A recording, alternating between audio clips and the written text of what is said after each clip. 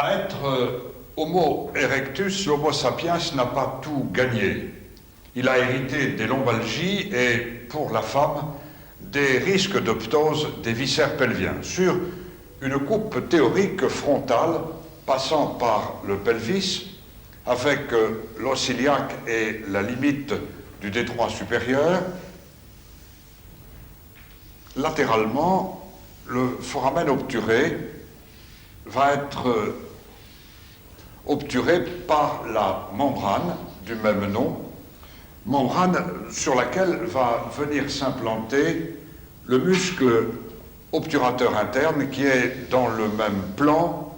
que le muscle iliopsoas dans la fosse iliaque interne. Ces deux muscles sont d'ailleurs recouverts l'un et l'autre par le même plan aponévrotique. Un viscère pelvien, quel qu'il soit, va alors être maintenu en place dans la cavité pelvienne grâce avant tout à la sangle des releveurs de l'anus. Il s'agit là de l'entonnoir pelvien, du diaphragme pelvien principal dont nous allons étudier la mise en place. Au préalable, je vais rappeler que l'abouchement cutané périnéal de ce viscère va être serti par un muscle sphincter strié lisse qui va se trouver contenu dans le dédoublement de l'aponévrose périnéale moyenne. Il y a en dessous du plan du muscle releveur de l'anus le prolongement ventral de la fosse ischio-rectale et du tissu conjonctif dont la quantité va augmenter mais dont la qualité va diminuer.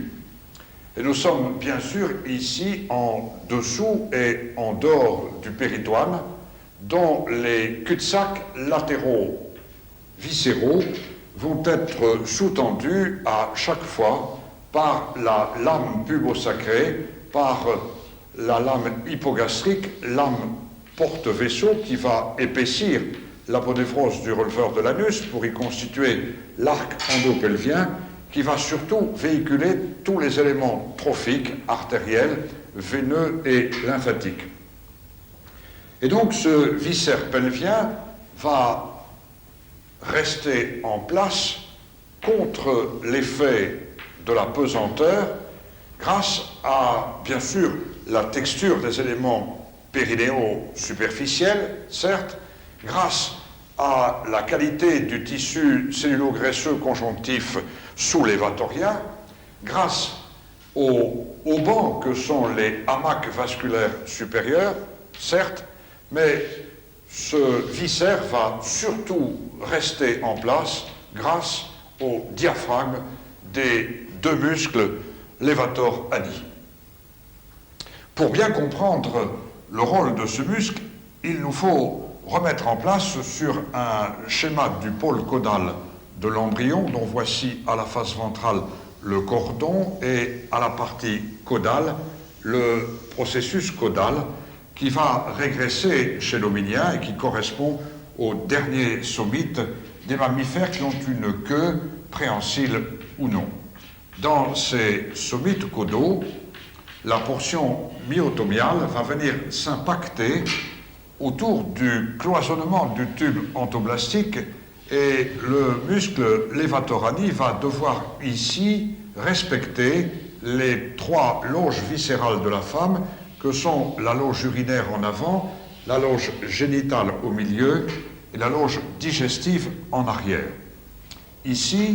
le célome primitif a plongé pour constituer le fascia de Alban dans la cloison vésico-vaginale, a plongé en arrière pour constituer le cul-de-sac de Douglas et le fascia péritonéo-périnéal et va plonger derrière le rectum, ces différents cul-de-sac étant sous-tendus par des lames conjonctives qui vont induire en arrière le raphé anococcygien, la ligne blanche médiane postérieure de Cruvellier, qui vont induire le corps périnéal qui est le noyau fibrocentral du périnée. Et Le muscle releveur de l'anus va donc devoir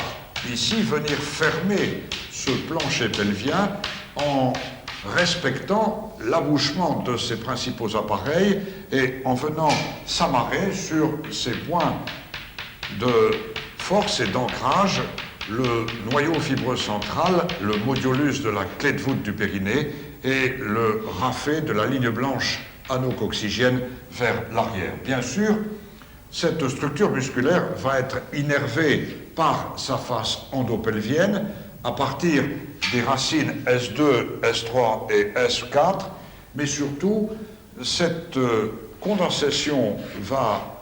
du point de vue morphogénétique et myotomial, venir correspondre à la coulée mésenchymateuse ventrale, à la coulée mésenchymateuse myotomiale latérale, pariétale, et enfin à la coulée mésenchymateuse dorsale, préaxiale, dont nous allons retrouver l'homologie sous l'angle morphogénétique et sous l'angle fonctionnel. En effet, il nous faut maintenant, sur une vue endopelvienne du pôle caudal de l'embryon, rappeler que l'os iliaque résulte de la fusion de trois os primitifs que sont en avant les deux pubis, gauche et ici droit, puis latéralement les deux os iliaques avec les deux ilions et le rêle iliaque, puis ici les ischions avec la tubérosité ischiatique et l'épine sciatique, alors que vers l'arrière et sur la ligne médiane, nous voyons le reliquat des dernières pièces axiales caudales que sont les vertèbres coxygènes et les dernières sacrèbres. Il y a au milieu de ce périnée cette clé de voûte qui est le modulus du noyau fibreux central du périnée. Il y a en arrière le rafet de la ligne anocoxygène et bien sûr le muscle releveur de l'anus va devoir respecter en avant la fente urinaire et la fente génitale et respecter en arrière l'abouchement du canal anal. La condensation mésenchymateuse myotomiale ventrale va donner dans la paroi de l'abdomen le muscle grand droit antérieur de l'abdomen. La condensation myotomiale mésenchymateuse pariétale latérale va donner le muscle iliaque dans la fosse iliaque interne et va donner au niveau du pelvis le muscle obturateur interne qui ferme le foramen obturé qui centrait les trois constituants de l'os iliaque. Ce muscle obturateur interne va être recouvert, bien sûr, par son aponévrose de recouvrement. Quant à la coulée mésenchymateuse myotomiale dorsale, préaxiale,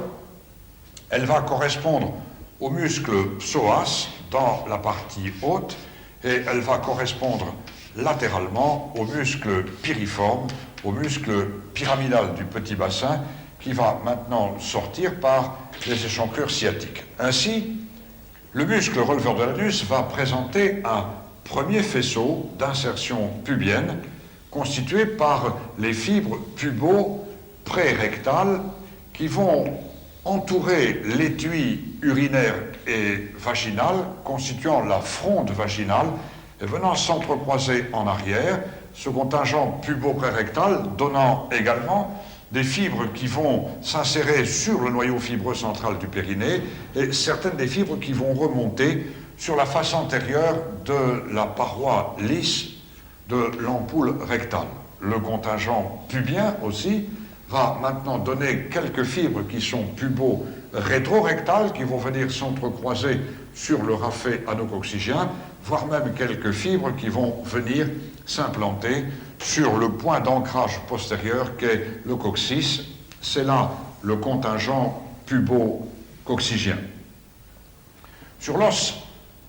ilion latéral, le muscle releveur de l'anus voit la place qui est prise par l'obturateur interne et il va ainsi s'insérer sur l'arcade, sur l'aponévrose de l'obturateur interne, venant prendre part partiellement à la constitution de la fronde rétrovaginale, venant prendre part dans ce contingent ilio-prérectal, lui aussi, aux fibres sur le noyau fibreux central et aux fibres qui vont remonter sur la paroi antérieure de l'ampoule rectale. Plus latéralement et plus dorsalement, le muscle releveur de l'anus, toujours implanté sur l'aponévrose de l'obturateur interne, va maintenant présenter son contingent ilio-rétrorectal qui va venir s'entrecroiser sur le raphet anococcygien, qui va venir y constituer la fronde de la sangle anale, et ce contingent va se trouver dans le prolongement maintenant du contingent ischio-rétrorectal, troisième constituant de l'os iliaque, ce contingent étant souvent séparé du contingent ilio-rétrorectal par une petite fente, ici densifiée, fente et fissure à travers laquelle certaines collections vont pouvoir diffuser. Enfin, dans la partie toute dorsale, certains ont isolé un muscle ischio-coccygien qui remonte plus haut sur les faces latérales du coccyx et du sacrum et que l'on peut, du point de vue fonctionnel, assimiler aux fibres les plus dorsales du muscle levator ani. Bien sûr, sur l'aponévrose du muscle obturateur interne, le muscle releveur de l'anus va épaissir cette aponévrose jusque sur l'épine sciatique et jusque sur le petit ligament sacrospinal, constituant une arcade extrêmement solide qui va servir de point d'ancrage dans certaines techniques chirurgicales de pexie. Bien sûr,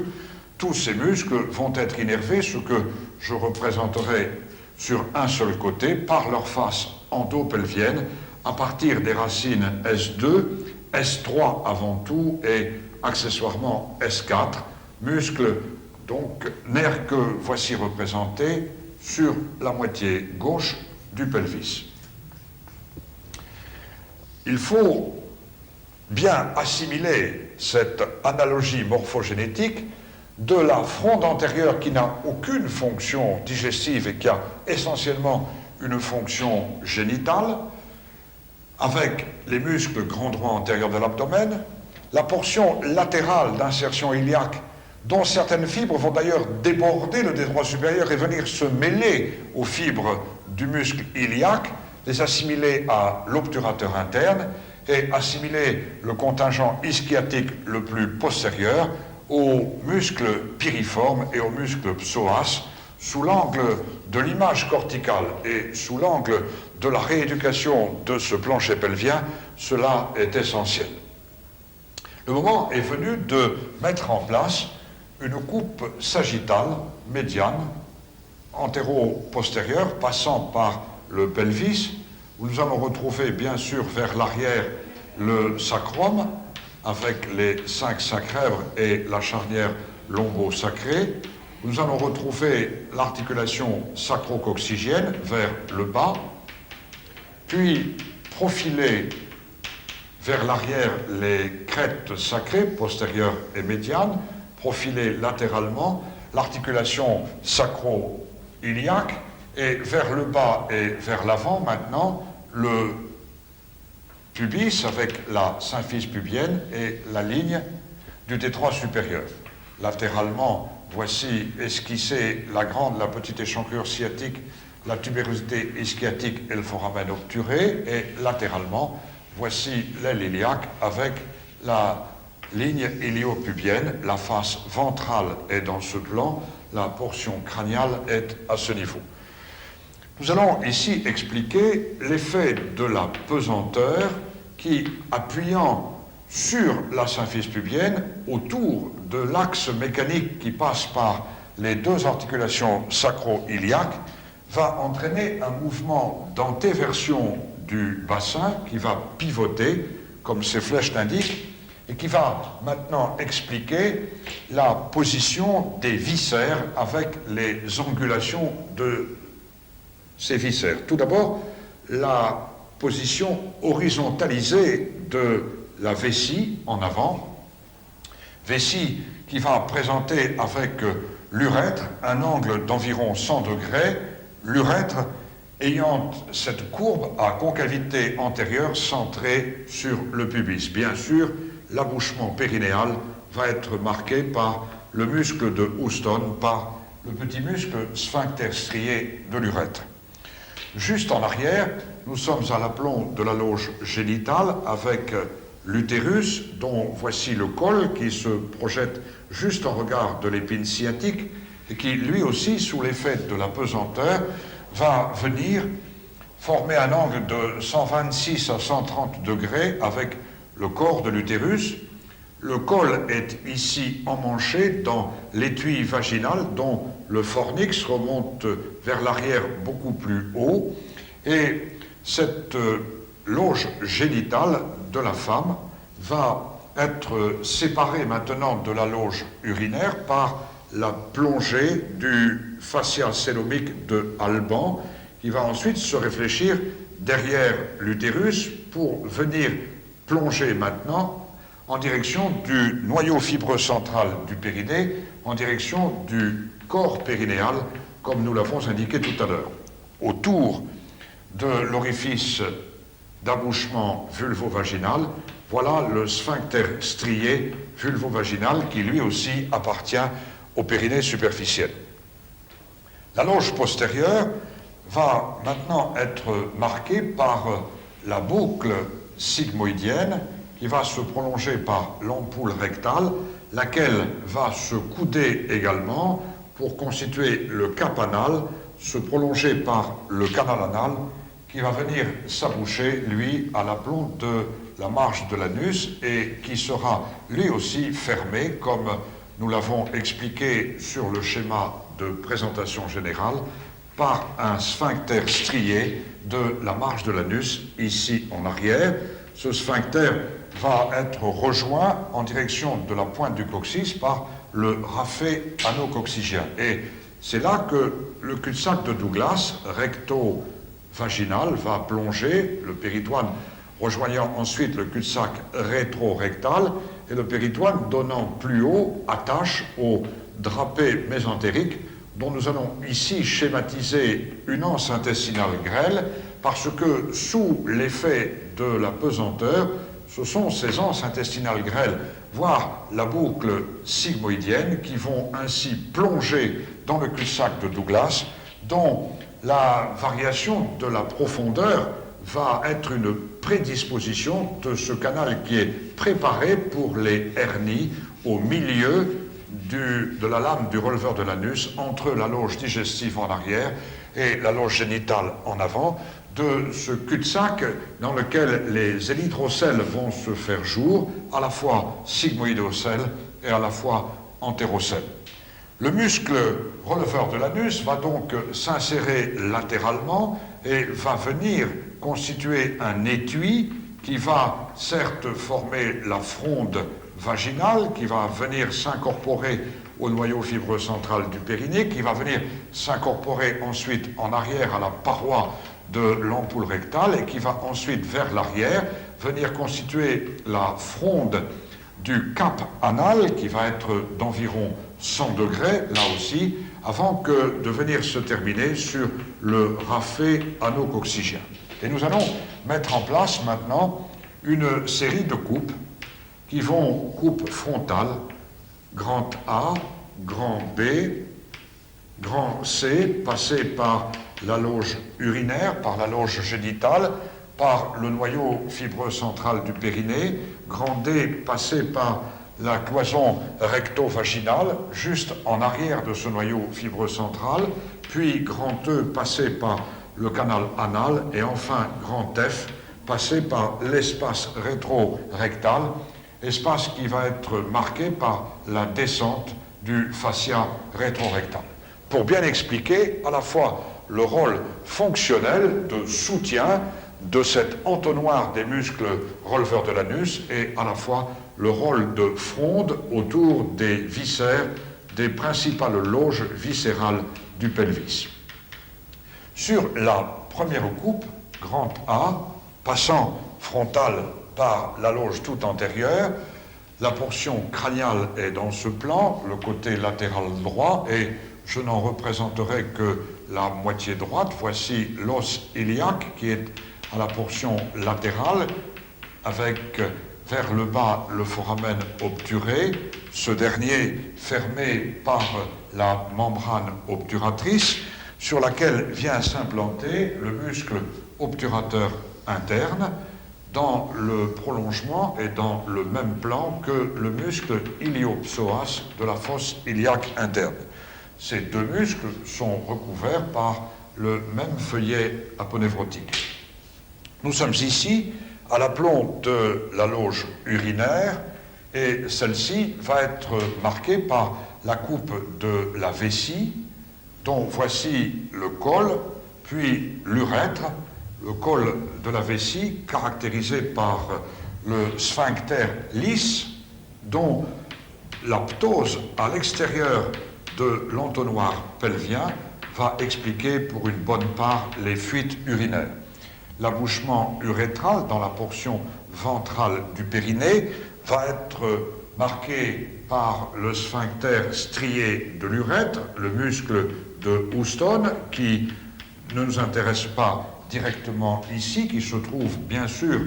dans le dédoublement de l'aponévrose périnéale moyenne et qui va être innervé, comme toutes les structures périnéales, par les formations pudendales, artérielles et veineuses. Au-dessus du muscle, au-dessus de la vessie, nous allons représenter la section du fond du corps de l'utérus, qui est là en antéversion, posée sur la vessie, et latéralement, ce que nous allons rencontrer, c'est le muscle releveur de l'anus avec ses principaux faisceaux. Tout d'abord, le faisceau pubo-prérectal, qui va être accompagné par le faisceau pubo-rétrorectal et pubo-coccygien, et qui, un peu plus haut et plus latéralement, va être dans le prolongement du faisceau ilio-prérectal. Ce muscle va être emballé par son aponévrose de recouvrement, bien sûr. Il va ainsi, sur l'aponévrose du muscle obturateur interne, épaissir l'arcade qui porte son nom et qui est l'un des points d'ancrage extrêmement solides. Il va nous permettre de retrouver en dessous, comme nous l'avons expliqué, et en dehors du releveur de l'anus, le prolongement ventral de la graisse de la fosse ischiorectale. Au-dessus, nous sommes à l'aplomb du péritoine qui va plonger latéralement pour constituer le cul-de-sac latéro-vésical et puis qui, autour de l'utérus, va constituer le ligament large. Ce cul-de-sac latéral de la vessie va être sous-tendu maintenant par la lame pubosacrée, par le fascia pelvis qui, sur l'aponévrose du muscle levator ani, va à son tour épaissir ce que l'on appelle ici l'arc endopelvien. Dans cet espace ménagé autour de la vessie, qui est l'espace périvésical, par rapport à l'espace latéral pelvis-sous-péritonéal, sur le côté, dans cette région, nous allons voir arriver les branches terminales des éléments vasculaires que sont l'artère ombilico-vésicale qui vient vasculariser la paroi de la vessie, ainsi que les branches les plus antérieures du plexus hypogastrique. Ici, ce contingent a donc, dans sa forme en entonnoir, un rôle essentiel de soutien de la loge urinaire. La deuxième coupe frontale, grand B, va passer par la loge génitale. Les repères sont toujours les mêmes, avec l'os iliaque, avec la ligne médiane, la portion crâniale et la vue de face du côté droit, avec le foramen obturé. La membrane obturatrice est toujours en place pour fermer ce foramen. Sur la membrane obturatrice s'implante toujours le muscle obturateur interne et toujours dans le même plan que le muscle iliopsoas tous deux recouverts par le même feuillet aponévrotique que voilà. Nous sommes ici dans la loge génitale à l'aplomb de la coupe du vagin, dont voilà les caroncules vulvo-vaginales vers le bas et le vestibule vaginal abouché à la peau du périnée antérieur avec esquissé les formations labiales. Dans le fond du vagin, voici l'abouchement du col de l'utérus avec les cul-de-sac latéraux cervicaux et avec la colonne vaginale longitudinale et la striation classiquement décrite en palais de chien de la muqueuse transversale de la face postérieure. Bien sûr, comme nous l'avons expliqué tout à l'heure, l'abouchement périnéal de cet orifice vulvo-vaginal va être maintenant marqué par ce sphincter strié vulvo-vaginal qui est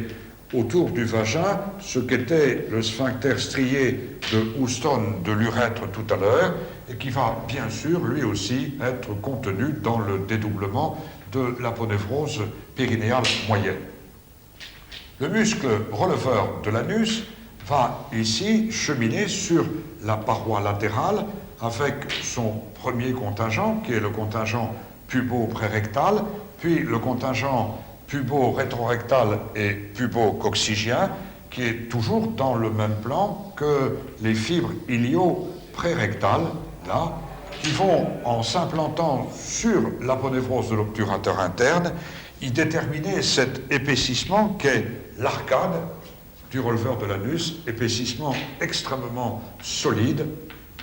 endopelvien. Le muscle levator ani est emballé par son aponévrose qui lui est propre. Voici, comme précédemment, le prolongement ventral de la graisse de la fosse ischio-rectale. Et puis, nous voyons là cette fonction essentiellement génitale de ce muscle que Farabeuf appelait le compressor vaginae lateralis. C'est le muscle de l'orgasme de la femme qui va saisir la verge en érection au cours du coït à l'intérieur du vagin. Au-dessus, le péritoine va plonger, bien sûr, dans le cul-de-sac latéro-vaginal. Cette plongée latérale va être, elle aussi, sous-tendue par la lame hypogastrique, par la cloison pubo-sacrée qui va, sur l'aponévrose du muscle releveur, y épaissir l'arc endopelvien du fascia pelvis. C'est une lame porte-vaisseau importante dans laquelle chemine, entre autres, l'artère vaginale longue avec ces veines satellites que je ne représente pas, artères dont les plaies vont saigner la rage. C'est aussi là que l'on va trouver l'urtère qui passe à 1,5 cm du cul-de-sac vaginal latéral, urtère autour duquel l'artère utérine est en train d'effectuer sa crosse, abandonnant autour de l'urtère les rameaux cervico-vaginaux qui sont dans ce plan, et puis urtère qui va être embroché ici sur le plexus hypogastrique dont les renflements de Lee et Frankenhauser dessinent là les ganglions qu'on trouve dans l'épaisseur de cette lame hypogastrique. Comme précédemment, nous y retrouvons la loge périviscérale, la loge périvaginale, par rapport bien sûr à l'espace beaucoup plus latéral, pelvis sous-péritonéal. C'est toujours le nerf pudendal qui va, pour sa part, assurer l'innervation périnéale du sphincter strié. Là, nous voyons donc ce rôle fonctionnel essentiellement génital sur la statique du vagin et de l'utérus. Sur la coupe grand C, qui va maintenant passer juste en arrière par le noyau fibreux central du périnée, nous sommes toujours avec la même orientation de l'os iliaque droit, dont voilà l'aile iliaque, la ligne médiane, la portion crâniale et la face latérale droite, le foramen obturé et, comme précédemment, la membrane obturatrice qui permet l'implantation du muscle obturateur interne lui aussi toujours dans le même plan que le muscle iliopsoas, tous deux recouverts par leur feuillet aponevrotique. Nous sommes ici dans le plan du noyau fibreux central du périnée. Ce modulus, cette clé de voûte, va être sous-tendu transversalement par les muscles transverses du périnée, dont voilà le plus important, le muscle transverse profond, auquel certains ont voulu décrire un petit faisceau qui est beaucoup plus accessoire, qui est le transverse superficiel. Et sur ce noyau fibreux central du périnée, nous allons montrer maintenant la cloison vagino-rectale.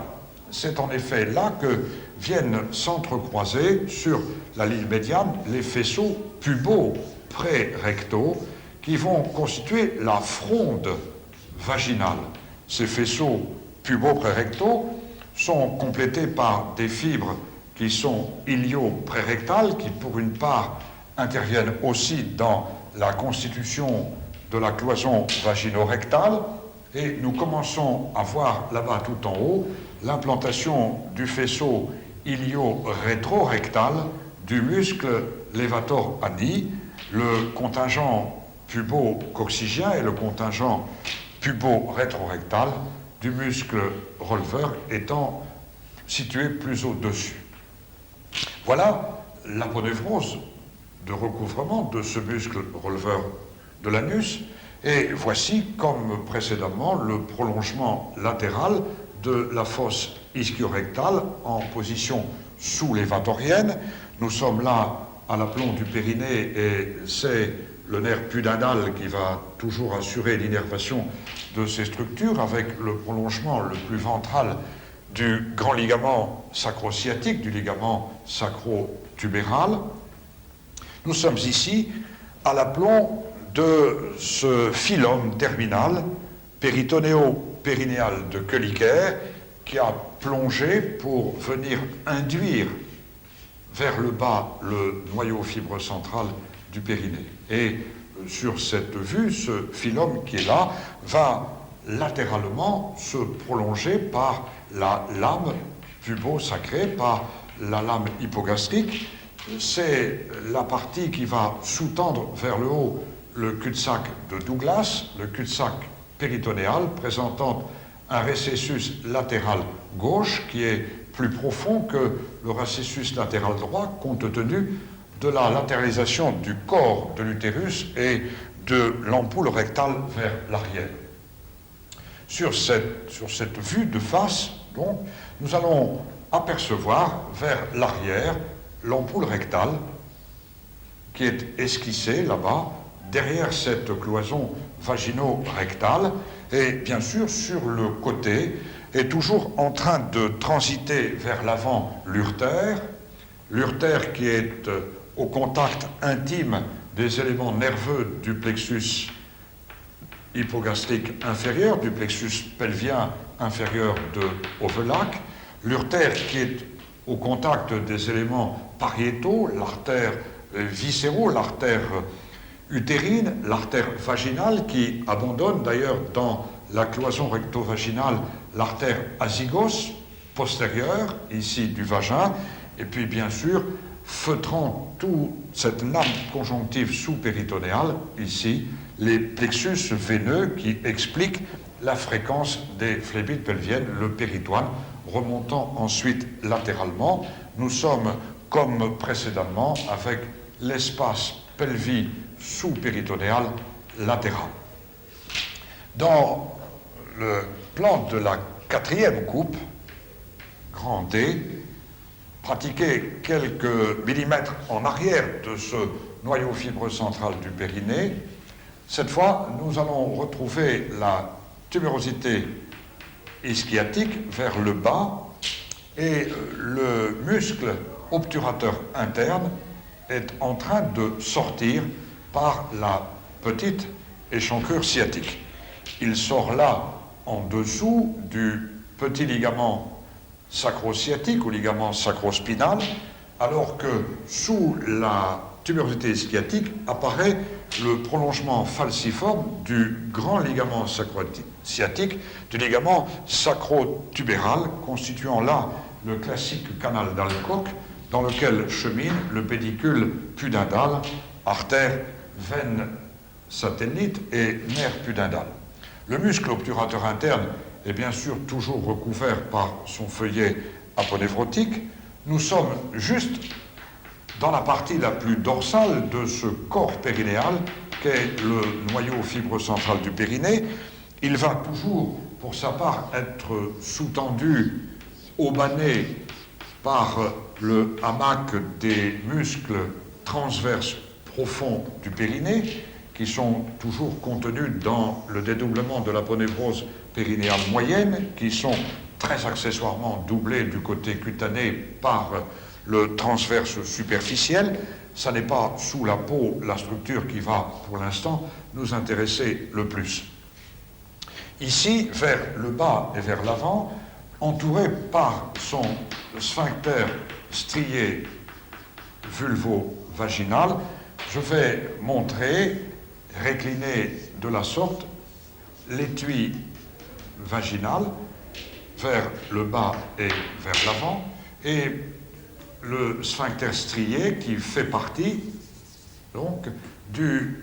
périnée moyen que nous avions vu dans ce plan qui est là. Le nerf pudendal en assure l'innervation motrice comme celle du transverse. Ce schéma qui va être emprunté à Laimer va nous permettre de montrer maintenant la cloison recto-vaginale. Voici l'ampoule rectale qui vient ici se terminer vers l'angle anorectal et qui va montrer sur sa face médiane une colonne de muscles lisses, médiane très importante, alors que latéralement, les fibres longitudinales lisses sont beaucoup plus en éventail. Cela va expliquer que les rectocèles vont pouvoir se latéraliser au lieu d'être médianes, et expliquer ainsi certaines interventions de Sullivan qui seront latéralisées également. Dans la couche musculaire lisse sous-jacente, ce sont les fibres circulaires de l'ampoule rectale qui apparaissent maintenant. Certaines de ces fibres ont même un aspect en éventail, ici schématisé. Le muscle releveur de l'anus vient se terminer dans son contingent qui est pubo-prérectal sur le noyau fibreux central du périnée et va maintenant, comme nous l'avons expliqué tout à l'heure, mêler ses fibres à ce contingent lisse antérieur, médian, décrit par Laimer,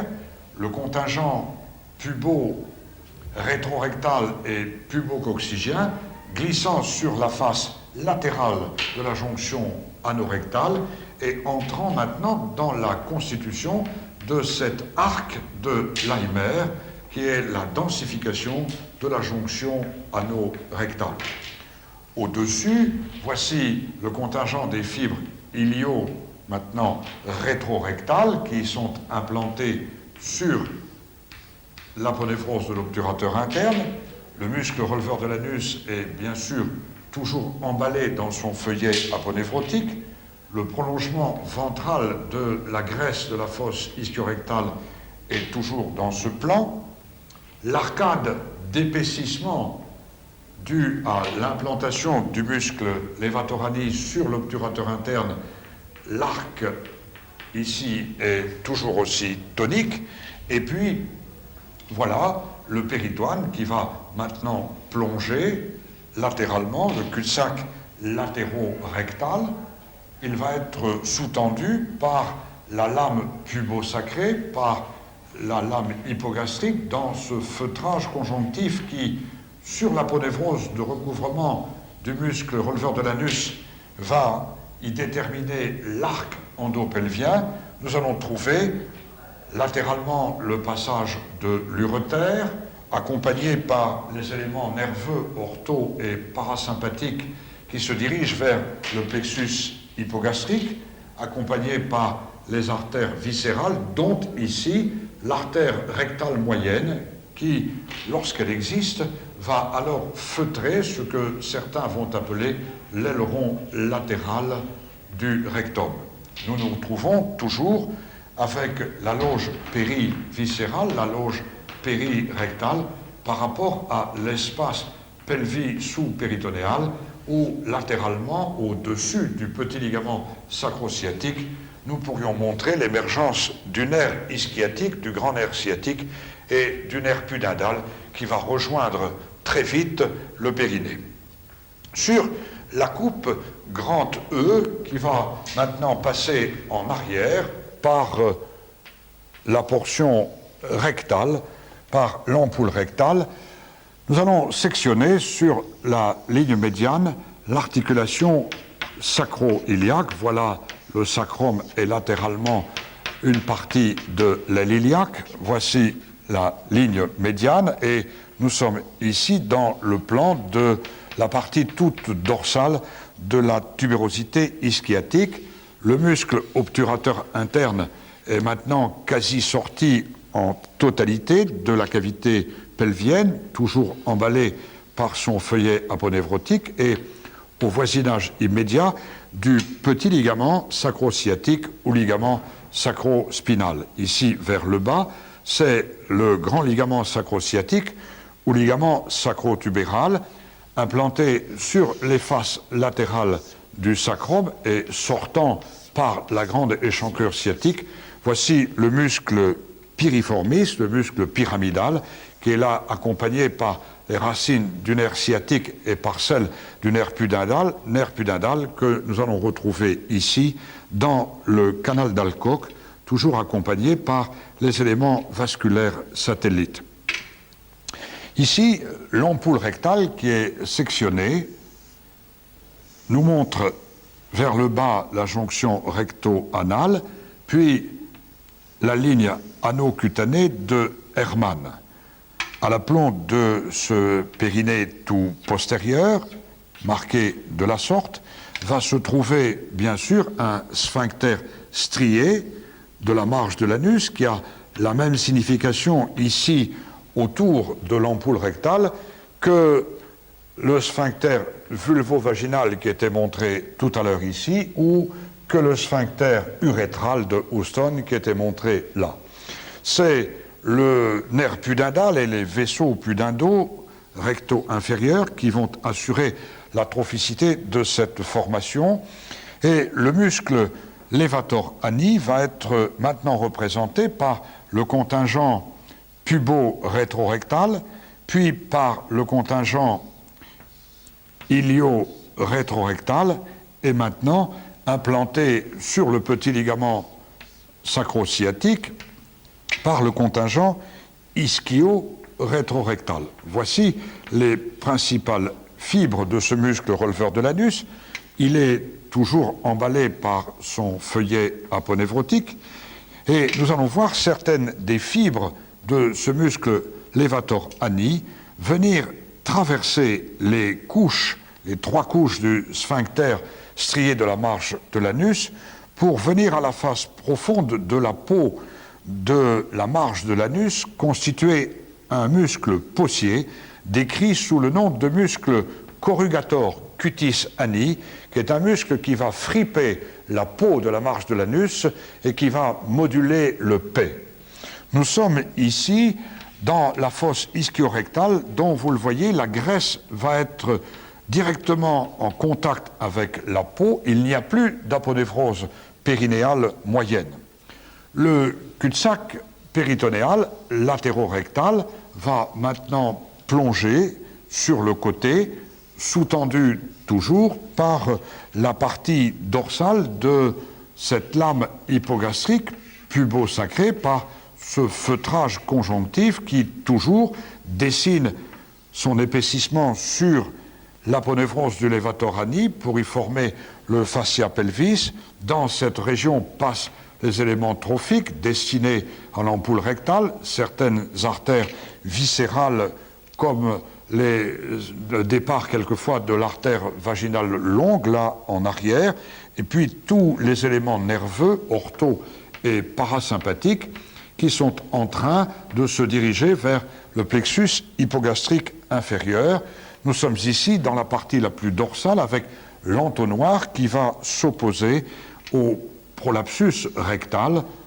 Voici l'ampoule avec ses valvules de Kohlrau. Nous retrouvons l'espace périrectal par rapport à l'espace pelvis sous-péritonéal emprunté par les gros troncs nerveux et qui communique avec la loge fessière. Sur la coupe grand F, qui est celle qui va passer sur la coupe sagittale de présentation, juste en arrière de la loge rectale, dans la cloison rétrorectale, nous sommes là à la terminaison du muscle levator ani. Par rapport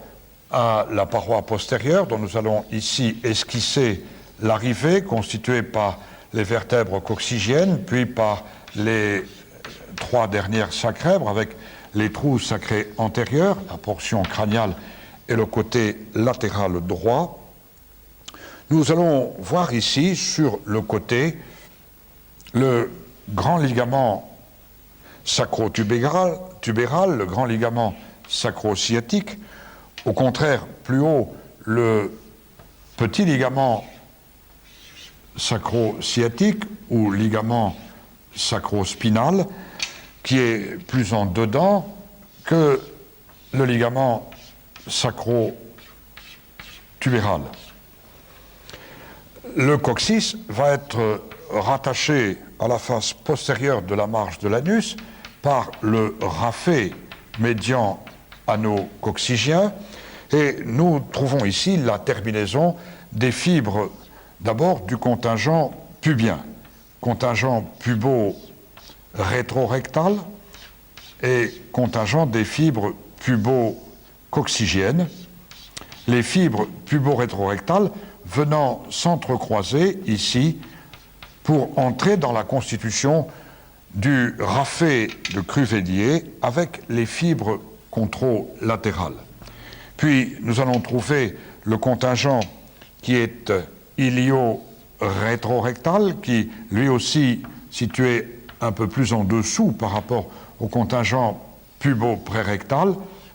pubo-rétrorectal, vient mêler ses fibres sur le raphet ano-coccygien. Enfin, nous allons montrer l'arrivée du contingent ischio-rétrorectal, le contingent le plus dorsal, le plus tendu transversalement également, qui vient dans ce raphet ano-coccygien.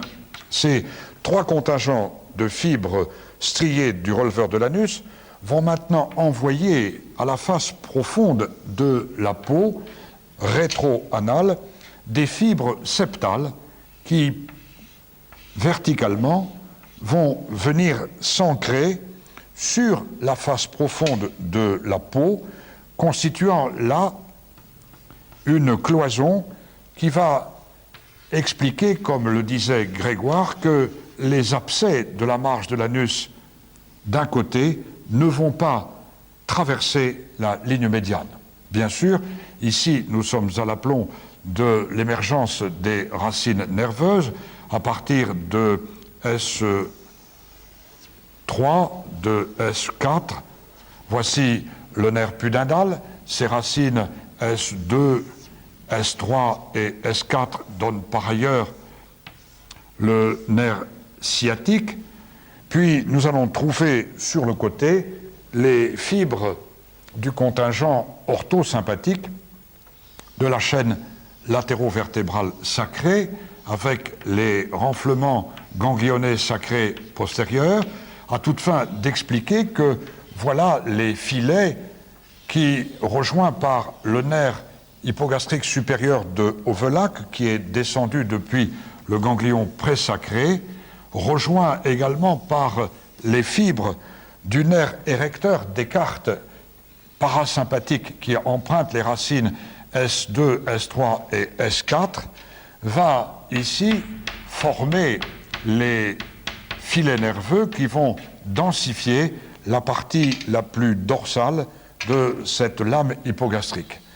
Là-bas, vers l'arrière, très accessoirement, nous pourrions montrer le petit contingent du muscle ischio-coccygien. Et voilà comment cette lame hypogastrique, là, dans l'épaisseur de laquelle nous avons décrit sur toute la longueur du pelvis le passage des éléments trophiques, va maintenant, du côté médian, rejoindre ce qui va nous donner par transparence l'élément rétrorectal, la cloison rétrorectale, celle-là même qui ferme la loge périrectale vers l'arrière et qui vient s'implanter sur la partie toute terminale dorsale du muscle releveur de l'anus. Nous allons, pour terminer, mettre en place, en matière de synthèse, sur une vue de profil, le rôle fonctionnel essentiel de ce muscle releveur de l'anus. Voici la portion crâniale, voilà la face ventrale, voilà esquissé ici l'étui vaginal,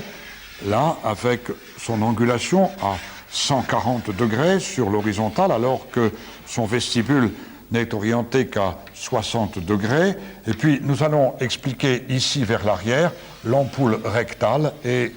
le cap anal avec la coudure recto-anale et le canal anal vers le bas. En arrière, nous allons très schématiquement ici figurer les dernières vertèbres coccygiennes. Nous allons autour du canal anal mettre en place le sphincter strié de la marge de l'anus. En arrière de ce sphincter, rappeler le raphé anococcygien. En avant de ce sphincter, montrer ici le noyau fibreux central du périnée qui va ici constituer l'armature de ce corps périnéal, comme on l'appelle. Ici vers l'avant, mais cela nous intéresse moins, nous aurions autour de l'orifice vulvo-vaginal l'implantation du sphincter strié vulvo-vaginal.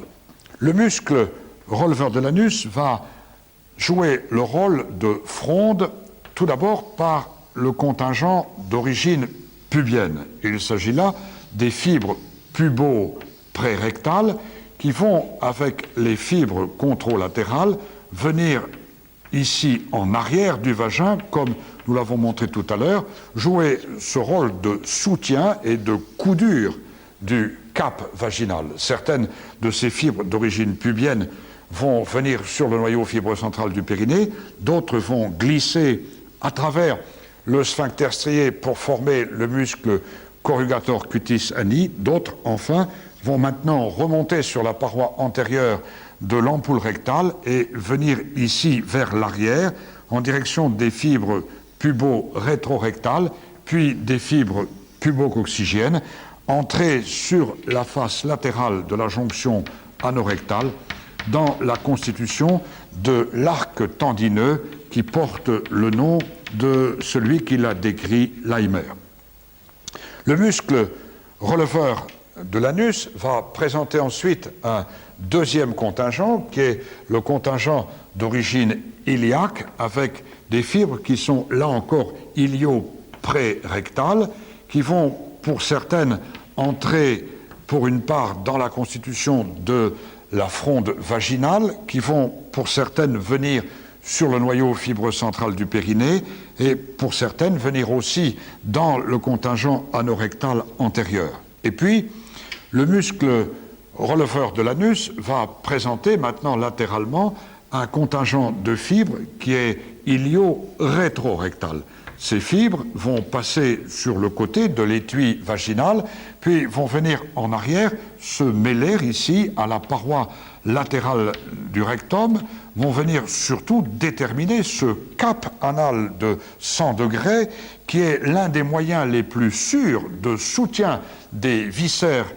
pelviens, tout particulièrement du col de l'utérus de la femme, qui va par cul-de-sac de Douglas péritonéal interposé être maintenu en place par ce cap anal. Là, c'est la fonction digestive avec la coudure au cours de la défécation et puis, bien sûr, ces fibres qui vont, elles aussi, entrer dans la constitution de la paroi du canal anal pour le soulever, comme son nom l'indique, au cours de la défécation. Enfin, vers l'arrière, le contingent ischio-rétrorectal va, pour sa part, venir ici sur le raphet anococcygien avec les fibres ilio-rétrorectales et venir donner ce septum que nous évoquions tout à l'heure. Ainsi, dans tout geste chirurgical, quel que soit le viscère intéressé, quelle que soit la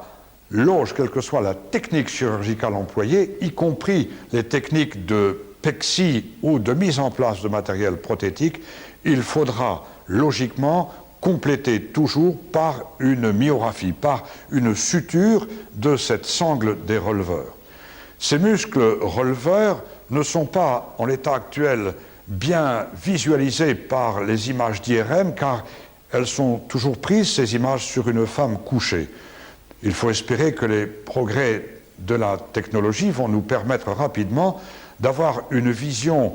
mécanique avec l'effet de la pesanteur sur une femme debout. C'est d'ailleurs comme ça qu'il faut examiner ce muscle releveur de l'anus sur une femme debout et se souvenir toujours que ce grand muscle va être formé par deux faisceaux, qu'il y a donc une asymétrie droite-gauche, qu'il est comme un fruit dans lequel un ver se serait introduit, sapé, miné en son cœur même par ce cul-de-sac des futurs érythrocèles, par ce prolapsus de la cavité péritonéale qu'est le phylum terminal ici de Kölliker qui vient sur ce noyau fibreux central.